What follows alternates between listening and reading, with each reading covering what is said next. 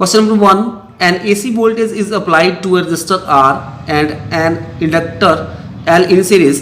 If R and the inductive reactance are both equal to 3 ohm, the phase difference between the applied voltage and the current in the circuit is. We have given in this question an resistor और एक inductor दोनों को series में लगाया हुआ है और जो रजिस्टर है उसकी रेजिस्टेंस और जो इंडक्टिव रिएक्टेंस है इंडक्टर की वो दोनों इक्वल है 3 ओम के। तो हमने जो फेज डिफरेंस होगा किसके बीच में, वोल्टेज और करंट के बीच में, उसको फाइंड आउट करना है। So here we know that tan phi this is equal to inductive reactance over resistance and we know that XL is equal to omega L and this omega L, that is inductive reactance, is 3 ohm and also R is 3 ohm. So 3 ohm over 3 ohm, that is equal to 1. So tan phi is equal to 1. Phi is equal to tan को side ले जाएगा, tan inverse बन जाएगा 1 और tan inverse 1 की value होती है 45 degree. So theta is equal to 45 means theta is equal to pi by 4। तो जो फेज डिफरेंस आएगा अप्लाइड वोल्टेज और करंट के बीच में pi by 4। So here A is the correct option. Question number 2. The electrical resistance of depletion layer is large because, जो electrical resistance होगी depletion layer की वो लार्ज होती है due to it has no charge carrier, उसमें charge carrier नहीं होते हैं। So here A is the correct option. Reason हो जाएगा the depletion layer in a diode is depleted of a charge carrier and contains only immobile ions, so its resistance is large. Next question number 3. If EMF induced in a coil is 2 volt, by changing the current in it from 8 ampere to 6 ampere in 2 into 10 raised to power minus 3 second, then the coefficient of self induction is. हमारे पास given है कि एक जो coil है उसमें EMF induce हो रही है, वो कितनी हो रही है 2 वोल्ट। अगर हम करंट को चेंज करते हैं फ्रॉम 8 एम्पियर टू 6 एम्पियर में और कितने टाइम के लिए, in time 2 into 10 raise to power minus 3 second, then हमने निकाला है coefficient of self induction. So here given है हमारे पास ईएमएफ 2 वोल्ट, I1 आ जाएगा 8 एम्पियर और I2 6 एम्पियर, टाइम हमारे पास है 2 into 10 raise to power minus 3 second और जो कोएफिशिएंट ऑफ सेल्फ इंडक्शन होता है वो होता है L is equal to minus e over d i by d t. So this is equal to minus e, हमारे पास EMF जो है 2 है ओवर फाइनल करंट क्या बन रहा है 6 और इनिशियल 8, तो 6 minus 8 over delta t 2 into 10 raise to power minus 3। जब हम इसको सॉल्व करेंगे तो हमारे पास वैल्यू हो जाएगी 2 times 10 raise to power minus 3 henry. So here in this question A option is the correct option. Question number 4. A ray of light is incident at the glass water interface at an angle as shown the below and it emerges finally parallel to the surface of water. Then the value of Nz, मतलब जो refractive index होगा glass का वो हमने निकालना है। तो हमारे पास ये डायग्राम गिवन है। सो यहाँ पे रे ऑफ लाइट जो है ग्लास से वाटर में एंटर कर रही है और वाटर का रिफ्रैक्टिव इंडेक्स है 4/2 और जब ये बाहर निकलेगी तो क्या हो रहा है, जो ये सरफेस है इसके ऊपर फ्लोट करेगी। इस तरह से हम डायग्राम को रीड्रॉ कर लेंगे। रे ऑफ लाइट जो है ग्लास से वाटर में जा रही है, angle of incidence, angle of reflection, फिर यहाँ पे बाहर नहीं निकलेगी, सरफेस के ऊपर जाएगी, तो यहाँ पे आर क्या आ जाएगा 90 degree. So for glass water interference Snell's law का हम यूज करेंगे, sine i over sine r is equal to n डब्ल्यू ओवर एन जी। थोड़ा इसको रिलेट करते हैं तो n g is equal to n डब्ल्यू sine r over sine i हो जाएगा। This is question number 1। For water air interface angle of incidence in water is r, so sine r is over sign 90 is equal to n a over n डब्ल्यू, this is equal to 1 over n डब्ल्यू। So थोड़ा relate करेंगे तो sine r is equal to 1 over n डब्ल्यू हो जाएगा। This is question number 2। From equation 1 and 2 we conclude that Nz is equal to NW multiply 1 over NW over sin I. This implies Nz is equal to 1 over sin I. So in this question B is the correct option. Question number 5. A long magnet of pole strength Qm is cut into two parts such that the ratio of their length is 1:3. The ratio of the pole strength of these pieces is, एक magnet है और जिसकी pole strength Qm है और उसको हम दो parts में कट कर देते हैं along the length, तो लेंथ की जो रेशियो हो जाती है दोनों पार्ट्स की 1:3, तो जो रेशियो होगी पोल स्ट्रेंथ की वो क्या होगी हमारे पास, that is also same, because क्योंकि जो pole strength of magnet is independent of its length and it always remain same for a given magnet. So 1:3. So here is the correct option. Question number 6. A given beam of alpha particle has a distribution of impact parameter B so that the beam is scattered in various direction as shown given below. Alpha particle है, जब वो किसी nucleus के ऊपर target कर रहा है तो इन दैट केस यहाँ पे स्कैटरिंग, जो एंगल ऑफ स्कैटरिंग जो है, और साथ में हमारे पास जो इम्पैक्ट पैरामीटर बन रहा है, इम्पैक्ट पैरामीटर क्या होगा, जो ये परपेंडिकुलर डिस्टेंस होगी. अब ये सीधा जाएगा और बट इस तरफ मुड़ गया तो दिस इज एंगल थीटा, तो ये स्कैटरिंग एंगल हो गया और इम्पैक्ट पैरामीटर आ जाएगा हमारे पास, दैट इज बी. ये हमारे पास तो इन दैट केस जो सी ऑप्शन है वो करेक्ट होगी. B is equal to, that is impact parameter is equal to minimum at theta is equal to pi.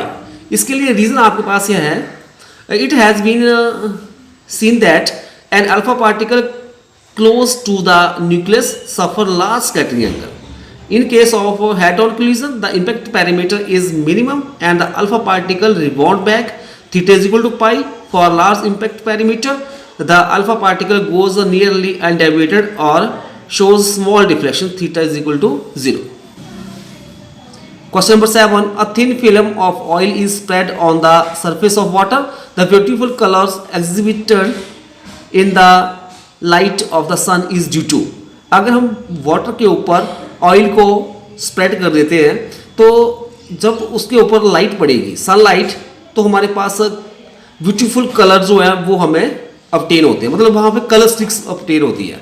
वो किसके कारण होता है, this is due to the interference of a light. Here C is the correct option. The light reflected from the oil film produces two coherent waves and these waves are superimposed, that is interference patterns takes place which produces beautiful color. Next, question number 8. The nuclear radius of a certain nucleus is 7.2 Fermi and it has charge of 1.28 into 10 raised to power minus 17 coulomb. The number of neutron inside the nucleus is, जो nuclear radius है किस nucleus का वो हमारे पास 7.2 Fermi है और उस charge जो है 1.28 into 10 raised to power minus 17 coulomb है. तो जो नंबर ऑफ इलेक्ट्रॉन होंगे इनसाइड द न्यूक्लियस वो हमने निकालने हैं. सो इसके लिए सोल्यूशन हो जाएगा, न्यूक्लियर रेडियस हमारे पास होता है R is equal to R naught A की 1/3. R हमारे पास ये गिवन है और R नॉट भी हमारे पास क्या होता है, this is equal to 12 into 10 raised to power minus 15 metre और A हमारे पास आ जाएगा, this is equal to R over R naught का क्यूब. थोड़ा इसको रिलेट करेंगे तो जब आप यहाँ पे वैल्यू भरोगे तो हमारे पास ये बन जाएगा, दिस इज इक्वल टू 216 और एटॉमिक नंबर किसका हो जाएगा, this is equal to charge Q upon E, this is 1.28 into 10 raised to power minus 17 over 1.6 into 10 raised to power minus 19, this is equal to 80. Therefore the number of neutron आ जाएगा N is equal to A minus Z, 216 minus 80, this is equal to 136. So here is the correct option. Question number 9. In n-type semiconductor, electrons are majority charge carrier. What it does not show any negative charge.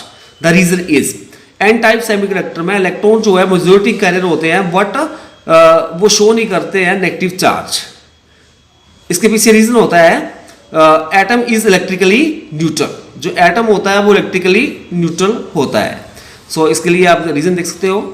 The n-type semiconductor region has negative electrons as majority charge carrier and an equal to number of fixed positively charged donor ions. Again, the material as a whole is neutral. Due to this reason, n-type semiconductors is electrically neutral. Next, question number 10. The figure shows a plot of photo current versus anode potential for a photosensitive surface for 3 different radiation. Which one of the following is a correct statement? जो हमारे पास एक graph given है photo current और potential के बीच में, तो हम आप देख सकते हो यहाँ पे जो रेडिएशन है, जो कर्व है ए और बी, इन दोनों के लिए हमारे पास जो रिटार्डिंग पोटेंशियल सेम है, बट जो फोटो करंट जो है वो दोनों के लिए डिफरेंट आ रहा है। क्लियर? और बी और सी के लिए फोटो करंट सेम है, बट जो रिटार्डिंग पोटेंशियल है वो डिफरेंट है। तो देखते हैं इसमें से कौन सी जो करेक्ट स्टेटमेंट है। Curve A and B represent incident radiation of different frequency and different intensity. ये भी रॉन्ग स्टेटमेंट है। Curve A and B represent incident radiation of same frequency but of different intensity. तो यहाँ पे B option is the correct option. Reason आपके पास हो जाएगा, since in the graph retarding potential is same for the surfaces A and B and the photocurrent is different. So for the curve they have same frequency but different intensity of light. Question number 11. The speed of electromagnetic wave in the vacuum depend upon the source of radiation and जो speed होगी electromagnetic wave की vacuum में वो depend करती है source of radiation and is same for all of them. So here C is the correct option because speed of electromagnetic waves is in vacuum is given by 1 over square root of mu naught epsilon naught. Therefore speed of electromagnetic waves in vacuum is same for all of them. Question number 12. A hollow conducting sphere is placed in an electric field produced by a point charge placed at P as shown in the figure. Let VA, VB and VC be the potential at point A, B and C respectively. Then question में given है एक point P है और इसकी जो electric field है इसके चारों ओर स्प्रेड कर रही है. तो उस इलेक्ट्रिक फील्ड के रीजन में हमने एक हॉलो कंडक्टिव स्फीयर प्लेस किया हुआ है और इस स्फीयर के ऊपर हमने 3 पॉइंट लिए हुए हैं A, B और C. और जो ए पॉइंट है वहां पे हमारे पास पोटेंशियल है VA और बी के ऊपर VB और सी के ऊपर VC. देन ये जो कंडक्टिंग स्फीयर है ये हमारे पास इक्विपोटेंशियल सरफेस की तरह बिहेव करेगा. तो हमारे पास यहाँ पे आ जाएगा जो potential at point A BA is equal to potential at point B that is VB equal to potential at C that is VC. So here D is the correct option. Conducting sphere behave as equipotential surface. So here potential on the surface of the conducting sphere will be same. This implies VA is equal to VB equal to VC. Next question number 13. A straight wire carrying a current is went into a semi-circular loop of radius 1 centimeter as shown below. एक straight wire है जिसमें से current flow कर रहा है और उसको हम वेंट कर देते हैं सेमी सर्कुलर लूप में जिसका रेडियस 1 सेंटीमीटर है. The magnetic field at the centre of arc is, और जो मैग्नेटिक फील्ड है इस आर्क के सेंटर के ऊपर वो बन रही है 2.5 × 10⁻⁴ Tesla. The value of current is, तो हमने करंट निकालना है. सो इसके लिए सोल्यूशन हो जाएगा magnetic field B is equal to 2.5 × 10⁻⁴ tesla. R कितना 1 सेंटीमीटर, इसके मीटर बना लेंगे, डिवाइड बाई 100 हो जाएगा तो ये बन जाएगा 1 × 10⁻⁻² metre. Magnetic field due to a semi circular loop at the centre is given by B is equal to μ0I/4R. ये रिलेशन होता है और यहाँ पे ये सारी वैल्यू हम यूज कर देंगे इसमें. ठीक है, B की हो जाएगा 2.5 × 10⁻⁴, μ0 की हो जाएगी 4π × 10⁻⁷ मल्टीप्लाई I ओवर 4 मल्टीप्लाई 1 × 10⁻². जब इसको रिड्यूस करोगे तो हमारे पास ही बन जाएगा I is equal to 8 ampere. So यहाँ पे D is the correct option. Next question number 14. The refractive indices of water and the glass with respect to air is 4/3 and 5/3 respectively. The refractive index of the glass with respect to water will be. जो refractive indices मतलब refractive index है water और glass का with respect to air के साथ कितना है 4/3 and 5/3. तब हमारे पास जो रिफ्रैक्टिव इंडेक्स बनेगा ग्लास का विद रिस्पेक्ट टू वाटर वो हमारे पास क्या आएगा. तो हमारे पास यहाँ पे आएगा ANW मतलब एयर और वाटर का this is equal to 4/3 ANG air glass 5/3. तो ANW multiply WNG is equal to ANG हो जाएगा. दिस इज इक्वल टू यहाँ पे वैल्यू भर दो 5/3 ओवर 4/3, 3 के साथ 3 कैंसल, तो this is equal to 5/4। So यहाँ पे ऑप्शन आ जाएगी C is the correct option. Next question number 15, a square surface of side L meter in the plane of the paper is placed in a uniform electric field E acting along the same place at an angle theta with the horizontal side of the sphere as shown in the figure. The electric flux linked to the surface. एक square है जिसकी side L metre है in the plane of paper, और जो uniform electric field है acting along कर रही है सेम प्लेन और कितने एंगल के साथ, थीटा के साथ, with the horizontal side of the square. तो जो इलेक्ट्रिक फ्लक्स लिंक करेगा सरफेस के साथ वो हमने फाइंड आउट करना है। ये हमारे पास डायग्राम है, ये सरफेस आ गया, सरफेस और इलेक्ट्रिक फील्ड एंगल थीटा आ रहा है। So electric flux due to field E through any area A is given by phi is equal to E A cos theta होता है। Now angle between normal and the field lines is 90 minus theta हो जाएगा। तो phi is equal to E A cos 90 minus theta, cos 90 minus theta होता है sine theta, तो ये बन जाएगा ई ए साइन थीटा, और एरिया हो जाएगा साइड क्या है इसकी एल, एल का स्क्वायर, क्योंकि स्क्वायर है तो E L square sine theta. So here C is the correct option. Next question number 16, assertion and reasoning बड़ा है। तो असर्शन में दिया हुआ है thermonuclear fusion reaction is not possible on the earth naturally. तो हमारे पास ये असर्शन 2 है।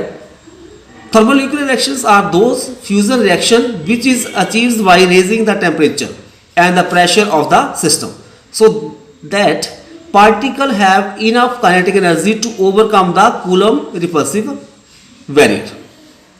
अब रीजन जो है इसके लिए for thermonuclear fusion reaction to takes place extreme conditions of temperature and pressure are required. So यहाँ पे हमारे पास ये रीजन भी ट्रू होगा और reason also correct explanation of assertion. तो हमारे पास यहाँ पे क्या आ जाएगी, ए ऑप्शन आ जाएगी। इसके लिए आप देख लीजिए, since at earth such conditions are very difficult to attain naturally so this reaction is not possible, therefore A and R R true and R is the correct explanation of A. Question number 17, assertion thin prism do not deviate light much. जो thin prism होती है वो light को ज्यादा deviate नहीं करती है। So this assertion is true. अब रीजन देखते हैं, this prism have small angle a and hence del m मतलब d m minimum deviation is also very small. So d m is equal to 1 and 2 minus 1 into a where 1 and 2 is the reflected indices of the prism with respect to medium 1. The reason is also true and reason is correct explanation of assertion. So यहाँ पे भी A option is the correct. Question number 18, assertion in Young's double slit experiment the fringe width for dark fringe is same as that for white fringe. Yes, Young's double slit experiment के case में जो fringe width होती है dark fringe के लिए वो same होती है for white fringe. So assertion true है। रीजन क्या दिया हुआ है यहाँ पे, इन Young's double slit experiment when the fringes are found with a source of white light then only dark and bright fringes are observed. So this reason is not true, it is false. So here A is true, R is false, so C is the correct option. In Young's double slit experiment, phase width for dark and white fringes are same, while in the same experiment when a white light as source is used, the central fringe is white around which few colors fringes are observed on either side. So here A is true, R is false.